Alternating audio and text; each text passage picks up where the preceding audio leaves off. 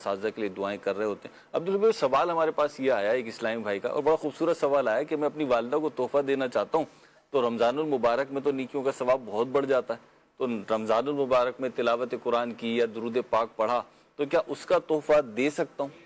बिस्मिल्लाहिर्रहमानिर्रहीम। जी, ये बिल्कुल बहुत अच्छा तोहफा है, बल्कि सच्ची बात तो ये कि हमें तो हर नेकी का तोहफा माँ बाप को रोज़ाना भेजना चाहिए। सही। जब जब दुआ के लिए हाथ उठें, जब जब हम अपनी किसी महफिल, कोई नियाज, कोई लंगर, कोई भी अच्छा काम, तिलावत कुरान जो भी करें, जब भी उसका सवाब पेश करें, नबी पाक अलैहिस्सलाम की बारगाह में सारी उम्मत को पेश करें, वालिदैन का तो बिलखुसूस नाम लें। इसमें एक और अंदाज भी हो सकता है कि जिनके वालिदैन चले गए हैं अगर मिसाल के तौर पर वालिदा नहीं है या वालिद नहीं है, तो ईद वाले दिन हम कुछ ना कुछ तोहफा देते ना, तो क्या ही अच्छा हो कि इस ईद पर वालिदैन के लिए कोई नेकी कर लें, कोई उनके नाम पर अल्लाह की राह में खर्च कर दें, कोई उनके नाम पे नवाफिल पढ़ लें, कोई दुरूद पाक पढ़ लें। अच्छा, फ्राइडे वाला दिन आया तो फिर अम्मी अब्बू के नाम पे कुछ कर लें।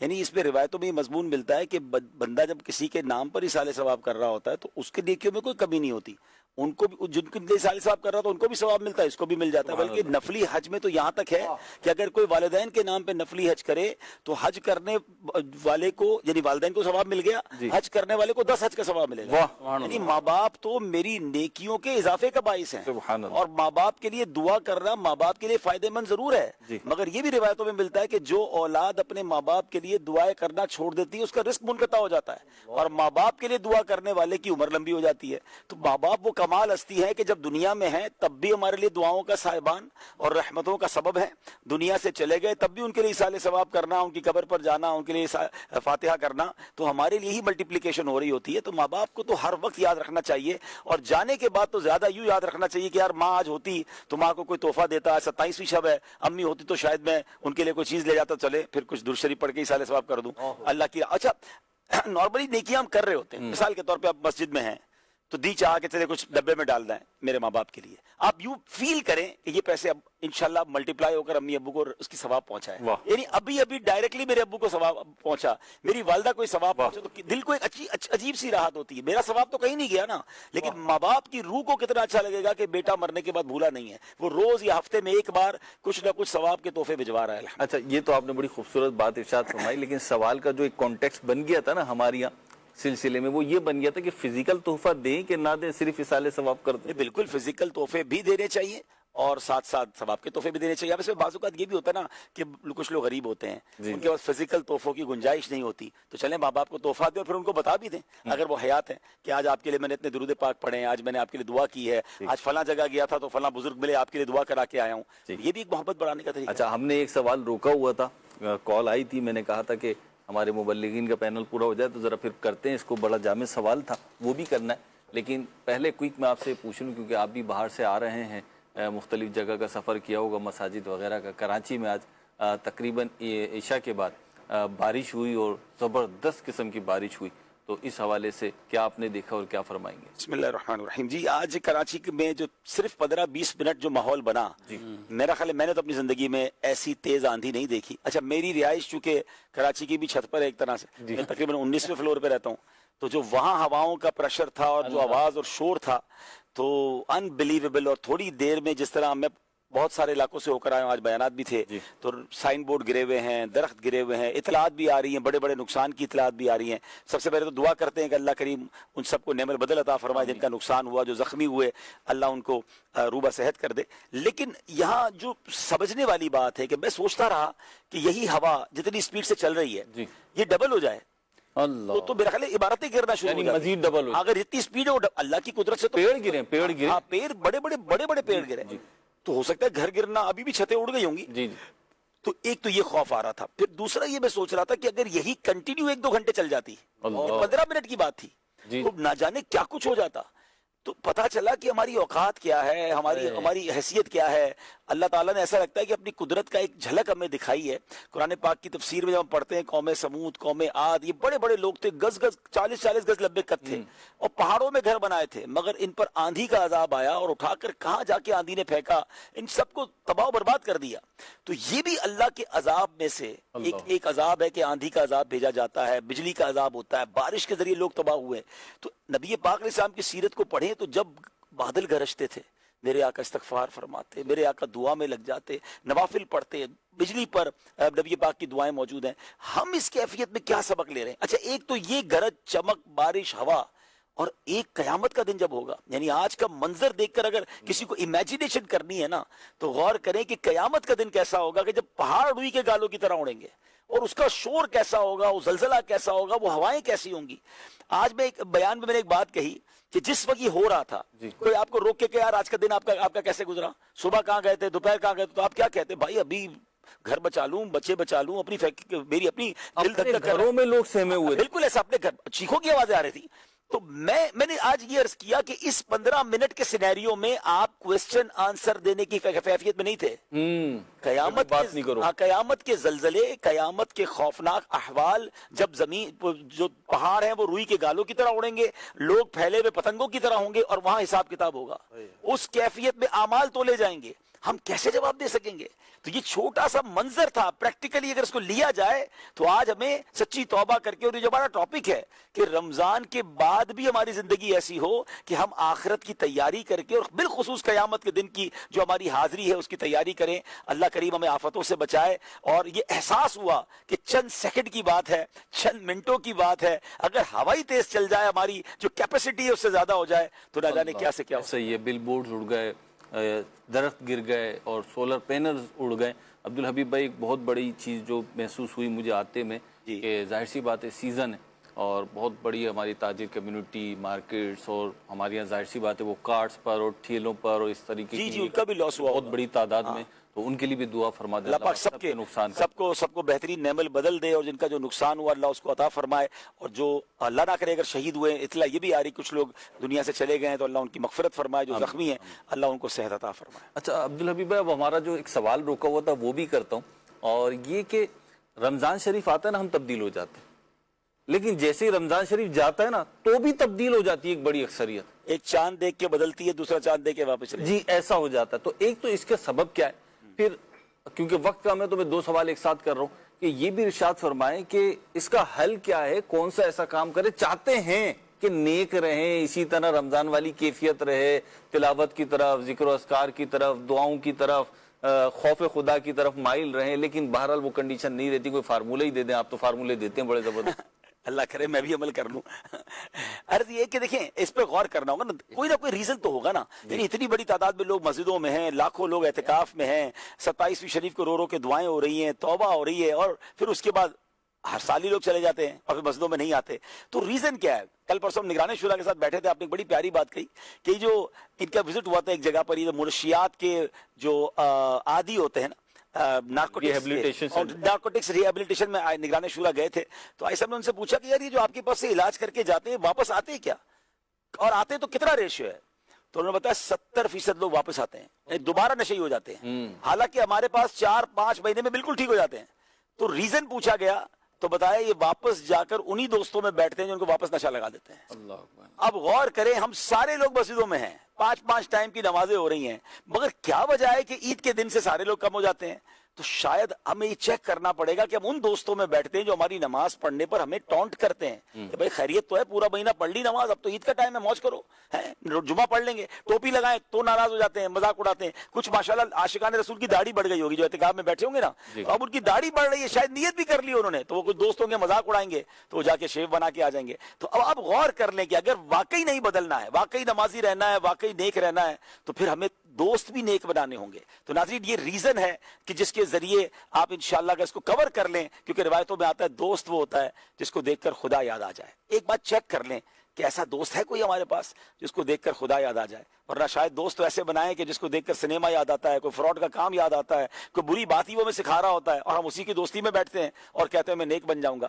تو یہ پاسبل نہیں ہے. فارمولے کی جہاں تک بات کی تو انشاءاللہ مفتی صاحب بھی اس پہ مدنی پھول دیں گے، لیکن ایک میں چاہوں گا کہ 3 دن کے لیے 3 دن کا ٹارگٹ لے لیں جتنے اسلامی بھائی مجھے سن رہے ہیں، کہ یہ بات ہم نے دیکھی ہے کہ شیطان چونکہ 30 دن بند ہوتا ہے نا، 1 مہینہ بند ہوتا ہے، یہ پورے پاور کے ساتھ 3 دن میں حملہ کرتا ہے اور لوگوں کو بہا کے لے جاتا ہے. ابھی اب آندھی کی بات کر رہے تھے نا، دنیا کا دستور ہے طوفان یا آندھی آئے نا تو سامنے نہ کھڑے رہو، سائڈ پہ ہو جاؤ، صحیح اس کو گزرنے دو. آج 15-20 منٹ بعد جو انہوں نے گھر کے دروازے بند کر لیے اس کے بعد نارمل ہو گیا نا. تو یہ طوفان آئے گا، सैलाब आएगा बुराइयों का, गलत कामों का, गुनाहों का। तो अब आपने 3 दिन अपने आप को कैसे बचाना है? अव्वल तो अमीर अहले सुन्नत की फरासत पर कुर्बान, जब ये शुरू में ऐलान हुआ था ना, आज से कुछ सालों पहले, कि चांद रात को 3 दिन काफिला सफर करें, मैंने कहा यार 10 दिन एहतिकाफ में बैठे हैं, ईद भी घर पे नहीं मनानी, काफिले में जाना है। अच्छा, छोटे थे तो इतनी जल्दी समझ नहीं आया, बाद में समझ आए तो डब्बा से उम्मत हैं, इनको मालूम है ये 3 दिन इनको गुनाहों से बचा दो ना, और ये मस्जिद में रह गए तो तूफान निकल जाएगा, उसके बाद तो नॉर्मल हो जाती है लाइफ, लोग जॉब पे जाना शुरू कर देते हैं, बच्चे स्कूल जाना शुरू कर देते हैं, फैमिली,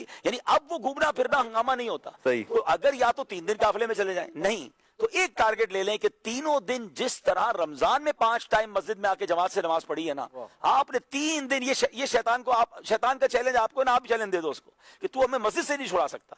3 दिन आप मस्जिद में पाबंदी से आ गए, इंशाअल्लाह उसके बाद आपका नमाज पढ़ना आसान हो जाएगा। लेकिन ये 3 दिन में अगर आप बह गए ना तो फिर ईद कैसे गुजारेंगे? क्यों, ईद नमाज पढ़ के क्या बाकी लोग नमाज नहीं पढ़ते? अल्हम्दुलिल्लाह हम भी ईद बनाते हैं। और आप देखें ना, हमारे घर पे मेहमान आए हुए हैं, हम कहें चले नमाज का टाइम हो गया है, सारे मेहमानों को बंदा है कि ना हम सब कल तक जोहर पढ़ रहे थे ना, आज भी जोहर पढ़ेंगे, कल भी असर पढ़ी थी, ईद 30 रमजान को 29 रमजान को, आज भी पढ़ेंगे, कौन मना करेगा? लेकिन इंशाअल्लाह ये जो मस्जिद का आना है, ये 5 नमाजें 3 दिन पाबंदी से पढ़ना है। मेरी बहनें भी 5 नमाजों में एक नमाज भी कजा ना करें, 3 दिन करके देखें, इंशाअल्लाह अल्लाह की रहमत से उम्मीद है फिर बाकी जिंदगी नमाज पढ़ना आसान हो जाए। सुभान अल्लाह।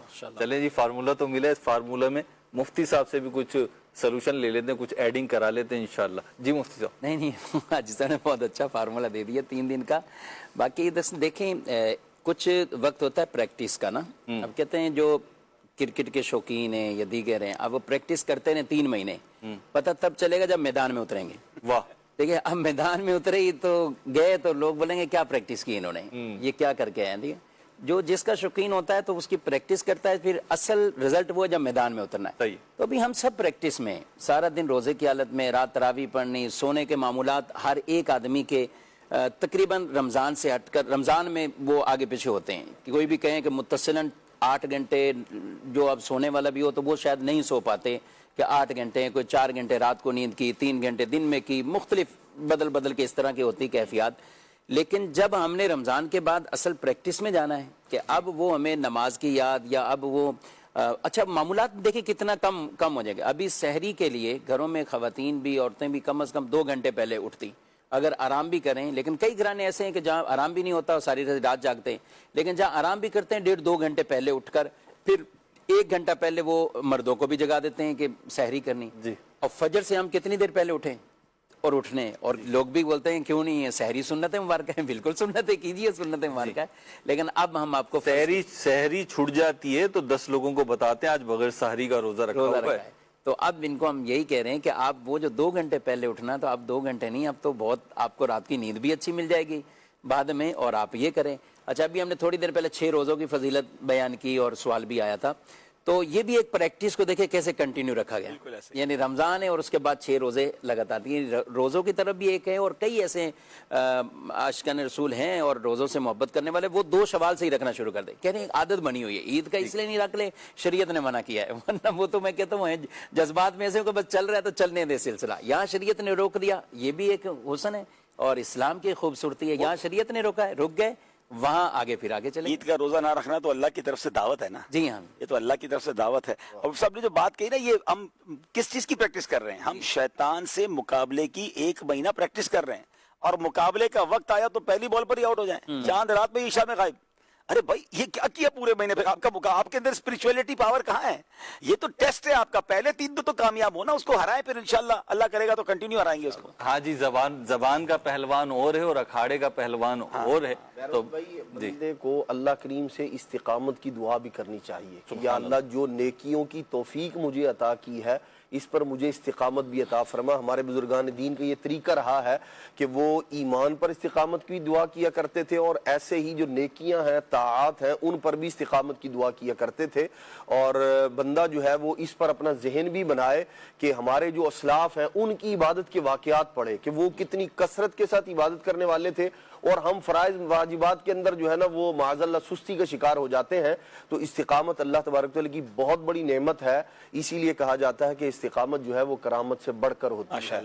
तो ये दुआ भी करे, कोशिश भी करे बंदा। कल हमने बात की थी कि कुरानी दुआ एक्चुअली क्या है, کہ اللہ ہی ہمیں یہ عطا فرما رہا ہے کہ مجھ سے کیسے مانگو. یہ جو آپ نے دعا کی بات کی نا، ایسی ہی دعا قرآن میں موجود ہے. ربنا لا تزغ قلوبنا بعد اذ ہدیتنا وہب لنا من لدنک رحمہ انک انت الوہاب. ناظرین ذرا دعا دیکھیں کیسی ہے کہ اے ہمارے رب، یعنی رب ہمیں بتا رہا ہے قرآن میں کہ کیسے مانگنا ہے. اے ہمارے رب، تو نے ہمیں ہدایت عطا فرمائی، اس کے بعد ہمارے دلوں کو ٹیڑھا نہ کر اور ہمیں اپنے پاس سے رحمت عطا فرما، بے شک تو بڑا عطا فرمانے والا ہے. دیکھیں نماز کی ہدایت ملی ہوئی ہے، روزوں کی ہدایت ملی ہوئی ہے، تراویح ہم پڑھ رہے ہیں، مسجد میں ہم آ رہے ہیں. اب اللہ سے یہ کہنا یا اللہ اب تو نے ہدایت دے دی ہے، اب دل ٹیڑھا نہ ہو جائے، اپنے در سے دور نہ کیجیے. تو یہ دعا بھی قرآن میں موجود ہے، پارہ 3 سورہ آل عمران آیت نمبر 8. اس کو نکال لیں، پڑھتے رہیں کہ اے اللہ بس تو نے ہدایت دے دی ہے نا، اب ہمیں اپنے در سے دور مت کیجیے. ہم آتے رہیں، نمازیں پڑھتے رہیں، عبادت کرتے رہیں. ماشاءاللہ. کراچی میں سحری کا وقت اختتام کے قریب ہوتا چلا جا رہا ہے. آپ جلدی جلدی سحری بھی کر لیجئے اور سحری کے وقت کے اندر اندر اپنی سحری بند بھی کر لیجئے، سلسلہ بھی دیکھتے رہیے. عبد الواجد بھائی، یہ ارشاد فرمائے کہ جیسے اب ہم بات کر رہے ہیں رمضان کے بعد کی زندگی، رمضان میں تو ایک نیکیوں کی ورائٹی ہے، ٹائمنگ بھی مختلف ہے، اوقات کار بھی، مقامات بھی، پھر ایک بہت بڑی ورائٹی ہے ہمارے پاس. اب جب رمضان کے بعد جاتے ہیں تو کیا کچھ چند نیکیوں کو اپنے لیے خاص کر لینا کہ نہیں یہ نیکیاں جو ہیں یہ تو میں نہیں چھوڑوں گا، اپنے اوپر نافذ کر لینا، کیا یہ معاون ہوگا مزید نیکیوں کے لیے؟ جی بالکل، یہ نہ صرف معاون ہوگا بلکہ بہت زیادہ معاون ہوگا. اب اس کی ایک میں مثال عرض کرتا ہوں. جی، جیسے آپ رمضان کے بعد اپنی پریکٹیکل لائف میں آئے تو آپ 2 چیزوں کا ذہن بنا لیں کہ میں نے کبھی نہیں چھوڑنی. جی، ایک 5 وقت کی نماز باجماعت مسجد میں آنا جانا، اور دوسرا اگر اللہ توفیق دے تو جمعرات کا اجتماع، دعوت اسلامی کے ہونے والے اجتماعات. دعوت اسلامی کے ہونے والے اجتماعات. یہ جو اجتماعات ہیں نا، یہ ویکلی بیس پر آپ کی بیٹری کو چارج کرتے ہیں. سبحان اللہ. انسان ہے، دنیاوی معاملات میں جب ہم جاتے ہیں، بازار میں، کام میں، ادھر ادھر جاتے ہیں تو آدمی بعض اوقات جو ہے توجہ نیک کاموں کی طرف کم ہو جاتی ہے. تو ہر ایک کو اس بات کی حاجت ہوتی ہے کہ اس کی بیٹری ریچارج ہوتی رہے. تو اس کی ایک بہترین صورت یہ ہے کہ ہم دعوت اسلامی کے ہفتہ وار اجتماعات میں جانے کی کوشش کریں. اچھا، اس کے ساتھ ایک چیز اور مہروز بھائی، ابھی تک جو بات کی نا ہم نے کافی دیر سے، وہ سب ہے کہ everybody is focused upon himself. ہر آدمی اپنے آپ پر فوکس کیے ہوئے ہے. یہ بالکل ہونا چاہیے، بہترین چیز ہے. لیکن یا ایھا الذین آمنوا قوا انفسکم واہلیکم نارا، اپنی ذات پر بھی توجہ کریں اور ہم اپنے گھر کے ماحول پہ بھی توجہ کریں کہ ہم نے کیسے اپنے بچوں کو جو ہے وہ جو رمضان کی اسپرٹ تھی ان کے اندر، اس کو ہم نے کنٹینیو کروانا ہے. کیسے گھر کے اندر اس ماحول کو برقرار رکھنا ہے. تو اہل خانہ کے حوالے سے بھی کوشش ہو. فار ایگزامپل، جیسے بچوں میں سے جس کی عمر ہو چکی ہے اس کو حفظ پہ لگا دیا جائے، درس نظامی میں داخلہ دلوا دیا جائے. جو اہل خانہ ہے، بچوں کی امی ہیں، ان کے قرآن کریم کی طرف توجہ کی جائے. اگر وہ درست نہیں پڑھ سکتی تو کچھ ایسا انتظام کر دیا جائے کہ وہ درست پڑھنے لگ جائیں. اسی طرح سے آدمی اور جو اپنے عزیز و اقارب ہیں جن کو ہم نے دیکھا کہ ماشاءاللہ ان کا ذوق و شوق ہے، ان کو بھی کوئی ٹاسک دے دیا جائے، کوئی کام دے دیا جائے کہ آپ یہ کریں، یہ کریں، یہ کریں. تو یہ جو 2 چیزیں میں نے بالخصوص عرض کی کہ ہفتہ وار اجتماع میں جانا اور 5 وقت کی نماز کا خیال رکھنا، تو انشاءاللہ battery time and again recharge ہوتی رہے گی. ایک عمل جو ہے وہ اور شامل کر لیں. جمعرات کو اگر مثال کے طور پر شیطان سستی دلائے تو جو ہفتے کے دن مدنی مذاکرہ امیر علیہ سنت فرماتے ہیں تو اس کے اندر جو ہے نا وہ غیر حاضری نہ ہو. اور ابھی جو صورتحال یعنی ان دنوں میں جو نظر آ رہی ہے تو وہ عید کے دن یا عید سے اگلے دن جو ہے وہ ہمیں مدنی مذاکرہ الحمدللہ ملے گا.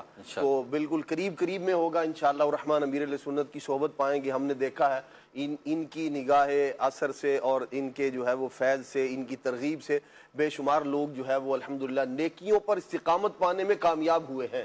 تو ان کے دامن کے ساتھ وابستہ ہو جائیں انشاءاللہ الرحمن. عید کے دنوں میں گناہوں سے بچنے کا ایک اور طریقہ مدنی چینل ہی ہے کہ بھائی آپ مدنی چینل کے ساتھ گزاریں. اتنے دلچسپ، اتنے زبردست پروگرام پلان ہوئے ہیں. اور آپ کے ساتھ گزارنا چاہتے ہیں، لوگ چاہتے ہیں آپ آئیں گھر پر ان کے، اور جو ہے نا میں ان کے گھر میں آؤں گا نا مدنی چینل آئیں گے. الحمدللہ میں دونوں دن دوپہر کو ان کے ساتھ ہوں. تو آپ عید مدنی مدنی چینل کے ساتھ بنائیں، انشاءاللہ مسکراہٹیں بھی ہوں گی، بہت پیاری باتیں ہوں گی. بلکہ جو سیٹرڈے والے دن دوپہر 3 بجے پروگرام ہے ذاتی تجربات، اس میں نگران شورا ہیں، مفتی قاسم صاحب، واہ، تینوں پہنچیں گے. وہ اب آپ انشاءاللہ ہم تینوں مل کے آ جائیں گے آپ کے گھر پہ. آپ ہمیں بلا لیجئے، ٹی وی آن کر دیجئے گا، مہمان بھی بیٹھے انہیں بھی دکھا دیجئے گا. پھر ماشاءاللہ جیسے بتایا کہ سیٹرڈے نائٹ چاہے عید ہو چاہے سیکنڈ ڈے آف عید ہو، مدنی مذاکرہ ہوتا ہے. تو عید امیر علیہ سنت کے ساتھ، پھر ماشاءاللہ بچوں کے ساتھ بڑے اچھے پروگرام ریکارڈ ہوئے ہیں. بہت ساری ماشاءاللہ مفتی صاحب بھی ہمارے کسی پروگرام میں ہوں گے. تو یہ سارے مبلغین اور اہم ترین مبلغین، اراکین شورا، مفتیان کرام. تو عید اچھا یہ ٹرانسمیشن کیوں کی جاتی ہے؟ یہ بھی اسی لیے، حالانکہ دیکھیں نا بہت سارے ہمارے بھی گھر ہیں، ہماری بھی فیملیز ہیں، بہت ساری چیزیں ہیں، لیکن کیوں یہ نگران شورا نے ذہن دیا تھا کہ یار لوگ گھروں پہ ہیں، آپ قربانی دیں تاکہ جناب لوگ جو ہے نا گناہوں سے بچے، کسی اور طرف نہ جائیں. بہت ماشاءاللہ لوگ بہت شوق سے دیکھتے بھی ہمارے. اللہ کی بڑی رحمت ہے. عبدالحبیب بھائی نے بڑی صحیح بات کی، بھائی بلانا چاہتے ہیں، آئیں گے تو پروٹوکول دیں گے، ظاہر سی بات ہے آپ بھی بیٹھیں گے، فیملی بھی مصروف ہوگی کسی نہ کسی کام میں. تو اب یہ نشریات کے ذریعے آ رہے ہیں، یہی دیکھ لیں. اور ابھی وظیفہ لینا ہے حاجی صاحب سے، تو وقت بھی اختتام کی طرف. پہلے میں وظیفہ لے لوں کیونکہ جو نا پھر کسی کی شکایت نہ آ جائے کہ حاجی صاحب سے آپ نے وظیفہ نہیں لیا، ہم نے تو وظیفہ پڑھنا تھا. تو وظیفے والوں کے لیے وظیفہ. جی حاجی صاحب آج کیا وظیفہ دیں؟ آج کا وظیفہ انشاءاللہ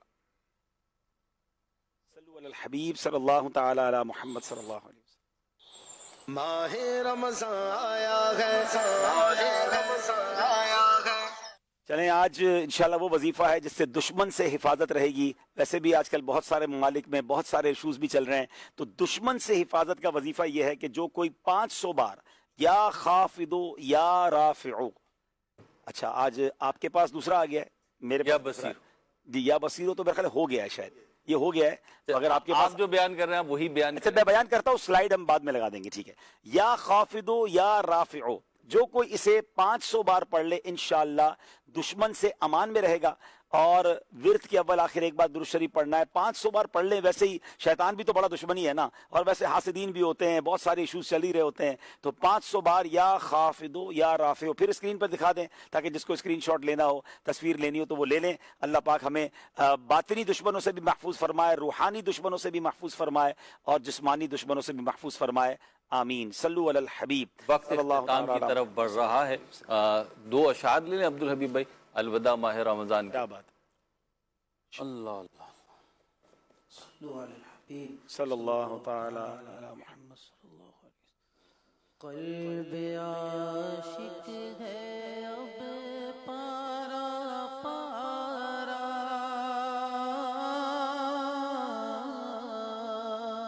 الوداع الوداع ماہ رمضان، کلفت ہجر و فرقت نے مارا، الوداع الوداع ماہ رمضان. تیرے آنے سے دل خوش ہوا تھا، تیرے آنے سے دل خوش ہوا تھا، اور ذوق عبادت بڑا تھا. آہب دل پہ ہے غم کا غلبہ، الوداع الوداع ماہ رمضان. بزم افطار سجتی تھی کیسی، خوب سحری کی رونق بھی ہوتی. بزم افطار سجتی تھی کیسی، خوب سحری